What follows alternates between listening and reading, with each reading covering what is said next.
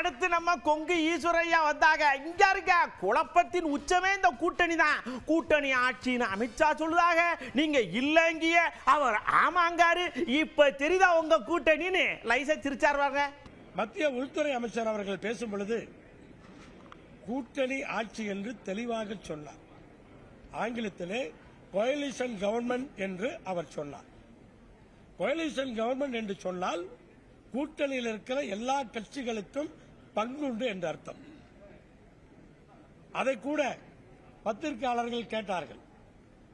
பாரதிய ஜனதா கட்சியினுடைய வெற்றி பெறுகின்ற எம்எல்ஏக்கள் மந்திரி ஆவார்களா என்று கூட கேட்டார்கள்.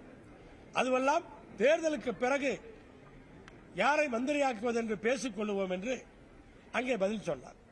இப்படிப்பட்ட சூழலிலே அதிமுகவுடைய பொதுச் செயலாளர் இபிஎஸ் அவர்கள் நேற்று பேட்டி கொடுக்கிறார். ஆட்சியில் யாருக்கும் பங்கு கிடையாது. இப்ப எவ்வளவு முரண்களை ஒரு வார காலத்திற்குள்ளாக நான் பட்டியலிட்டு விட்டேன். இப்படிப்பட்ட முரண்களோடு ஓராண்டு காலம் அவர்கள் செல்ல வேண்டும். அதிமுகவுக்கு ஏன் இவ்வளவு அவசரம் என்று தெரியவில்லை. இவ்வளவு அவசரப்பட்டு கூட்டணி அமைக்க வேண்டிய அவசியம் கிடையாது.